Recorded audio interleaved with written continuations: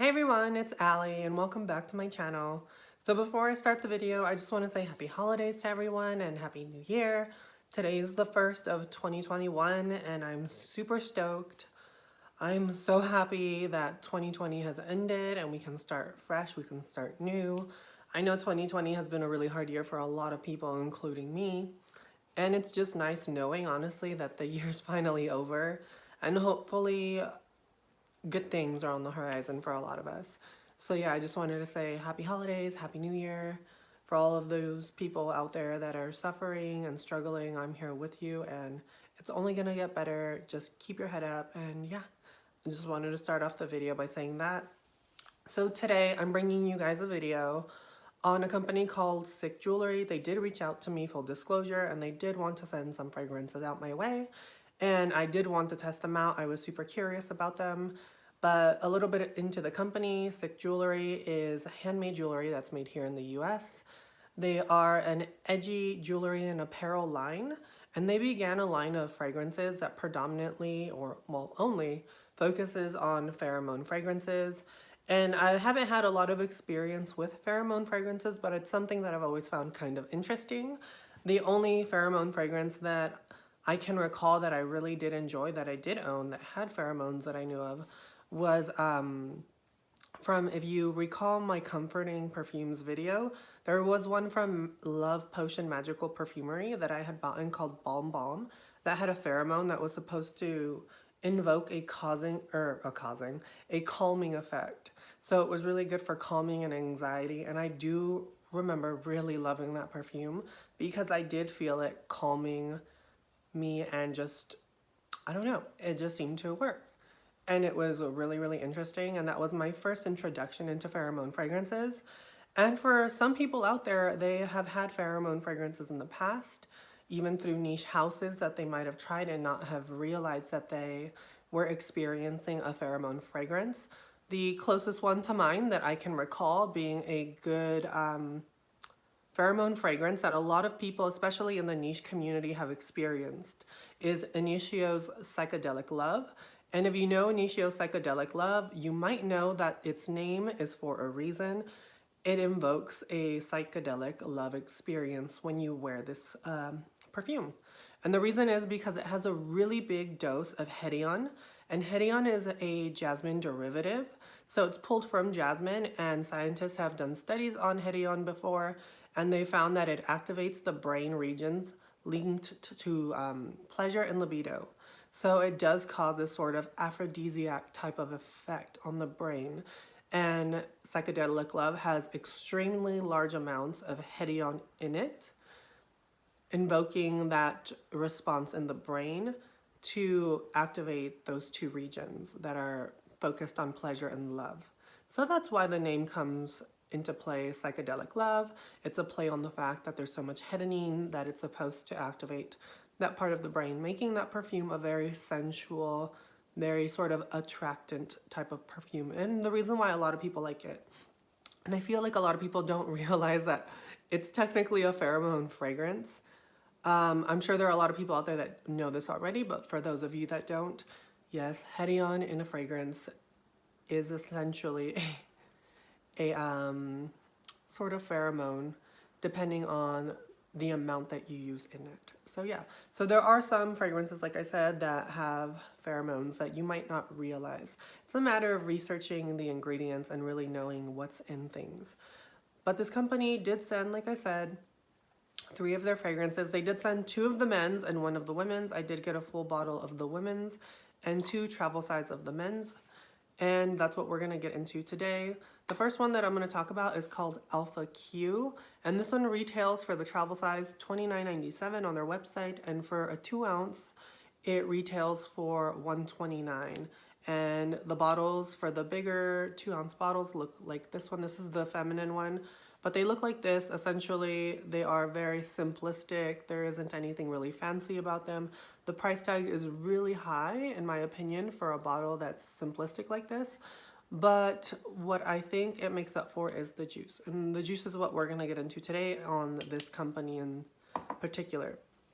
And like I said, I'm not being paid or anything. This is just my thoughts, my reaction to these fragrances. I did actually enjoy all three of the fragrances. I wasn't really sure what to expect. I feel like all three are on the designer level quality. So they do remind me sort of designer fragrances. There isn't anything overtly niche about them. But if you are comfortable with designer fragrances, then you would definitely like these. I think they have a designer quality to them. This one has a little bit more of a niche quality, but it's only because it reminds me so much of Creed's Aventus, and that's Alpha Q. Now when I smell this, I get a big burst of pineapple. This one has notes of pineapple, licorice, pink lime, lime wood, Szechuan pepper. There's bamboo, sage, patchouli, vetiver. There's sequoia wood, ISO-E super in this as well, oak moss, and musk. It's a very musky pineapple scent. And to me, I pick up a lot on the licorice note as well. Licorice for me is one of those notes that really amplifies, at least on my skin. For some weird reason, licorice is very prominent on my skin with perfumes that have licorice notes, which is one of the reasons why I enjoy licorice so much. I hate eating it. I hate black licorice, but I enjoy the smell of it, if that makes sense. And for some reason, my skin amplifies that note. I get very woody undertones in the base of this. It does have this sort of herbal effect that Aventus is known for. I think it's coming because of the different woods and the citruses that are in this, mixing in with that sage and bamboo note. I feel like that's adding a very sort of herbally effect that's seen in Creed's Aventus. And the ISO-E Super adds a sort of fresh, long-lasting effect to this as well. It's really nice. Like I said, it reminds me of woodier batches of Aventus. So if you're into Aventus and you wanted Aventus but with a pheromone effect type fragrance thing, oh my god. I get so stupid sometimes with my words. I'm so sorry, you guys.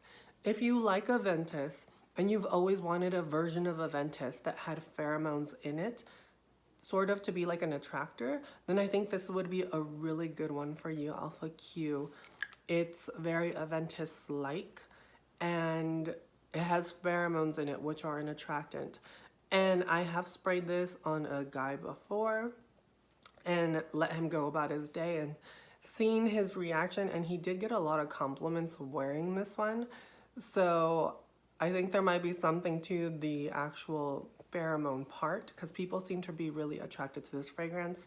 The one out of the two that I am super attracted by, and I thought it was gonna be Alpha Q. Honestly, when I first got it, that was like my favorite one of the two. But the one that I'm super in love with from the two is Casanova. And again, $29.97 for the travel size, $129 for the bottle. This one is sexy in my opinion. I like this one a lot. Like if I smelled this on a man, oh my goodness. I can't quite pinpoint what this reminds me of. It's pretty unique to its own, but it's extremely sensual. It almost has a unisex edge, but it leans just a tiny bit masculine. And this is really, really sexy. For some reason, this smells to me like sex in a bottle. Like, I don't know how to describe it. It has bergamot, mandarin, pineapple, neroli. So there's that freshness at the top, which you totally get. You get this sort of like citrusy juiciness to the fragrance, but it's not a fruity fragrance by any means. You get green tea, you get blackcurrant, limewood again, rose, sage, sandalwood, musk, that ISO-E super. And you get about 48 milligrams of pheromones in this, which is a pretty big size also.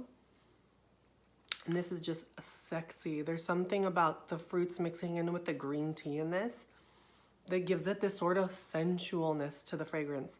This is very well rounded.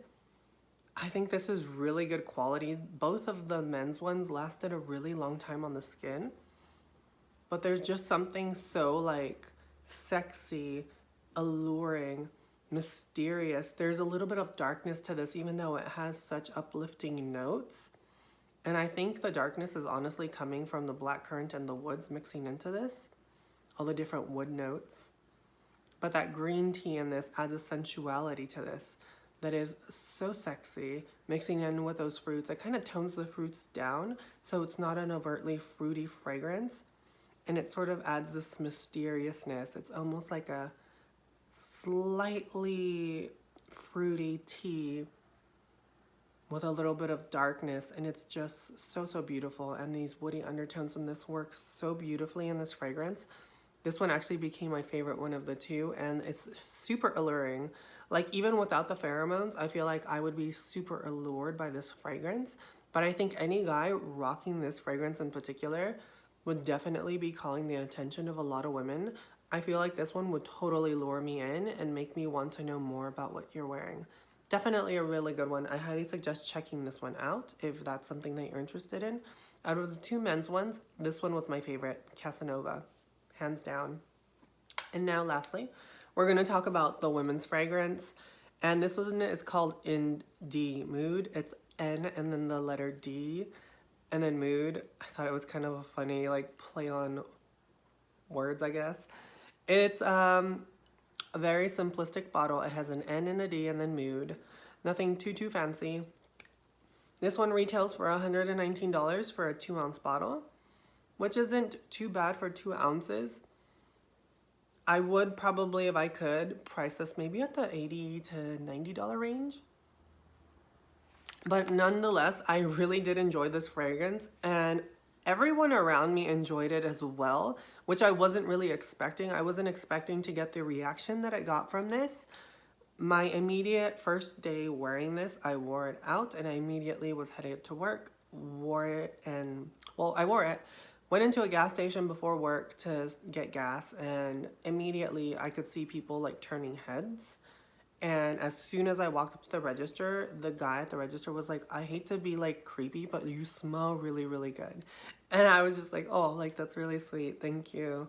And like, I just thought it was really interesting. Like, he was almost getting like kind of choked up on his words or something. It felt like he couldn't quite get out what he wanted to say. He was like choking up as I came up to the register, which was kind of funny and kind of random.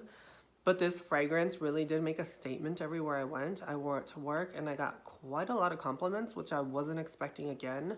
This is quite a compliment getter. You have notes of white musk, pineapple, ivy birch, rose, licorice, which I love personally, Amarena, which I'm not too sure what that is, vanilla, lotus, vetiver, and musk. And it's a very beautiful fragrance. If I had to compare this to something, I would say it's kind of going down the route of Mon Guerlain by Guerlain. This reminds me a lot of it, but almost if Mon Guerlain had a baby with B. Laird's version of Mon Guerlain, Paris Nights. Paris Nights has a more prominent licorice note, and it's similar to Mon Guerlain, but they're not the same, even though it's supposed to be a clone of it. This almost smells like an in-between of those two fragrances. You get that powderiness from it. There's no lavender in this, so it's not identical to those, but it does go down that same route. But what makes this sort of the same for me is the fact that there's licorice and vanilla. The way the licorice, the vanilla, and the musk in this are working together is very reminiscent of Mon Guerlain. And if you're a fan of Mon Guerlain, you probably will enjoy this. I did notice, like I said, everyone around me seemed to react to this fragrance very positively. I don't know if it was the pheromones or not, but whatever is in this juice was very alluring because it garnered me a lot of compliments and it seemed to turn heads everywhere I go. And honestly, it's not a bad fragrance. I did quite enjoy it. Like I said, the only downside is the bottle for me. The bottles are very simplistic. I like something a little bit more bougie, but that's just me. Like, not everything has to be so bougie. I feel like if it was a little bit more bougie, I would totally justify paying a pretty good price for these. That's not bad pricing by any means, but I do feel like it should go down a little bit since the bottles are so simplistic. But that's just me personally. What we're here for is the juice, and I have to say in all three of these, the juice was extremely good. I really did enjoy these. All of them lasted all day. This one in particular lasted about 10 hours on my skin, which I thought was really cool and extremely likable. Powdery, sort of refreshing because of that pineapple.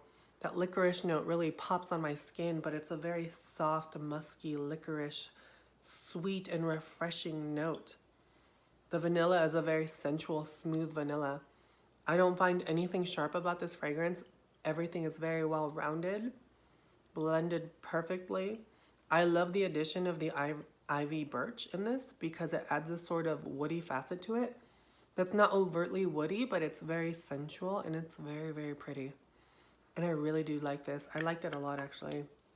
And it was pretty interesting seeing the reactions of people while I wore this out. But other than that, you guys, those are my thoughts on these 3 fragrances. I hope you guys enjoyed this little review on the house. If you guys are interested in checking them out, I will link them down below. I will link the website. It's called S1ck Jewelry, but it's S1ck with a 1 instead of an I, so S1ck Jewelry. Like I said, I will link everything down below where you can get these fragrances. And yeah, till next time, you guys, have a happy new year. Happy January. I will catch you guys a little later and I will bring you some more reviews later on in the month. I did order the Demi Rolling perfume that she came out with Fragrance Du Bois, which was really expensive and like, oh my gosh, like, and I have some thoughts on that already, but I'm waiting for the fragrance to come in so I can give you my full thoughts on not just what I already have going on in my head, but also the fragrance. So if that's something that you're interested in, definitely stay tuned because as soon as that comes in, you know I'm going to be dropping a video. So till next time, you guys, I hope you're being safe and I will catch you guys later and I will put everything in the description box. Till then, bye.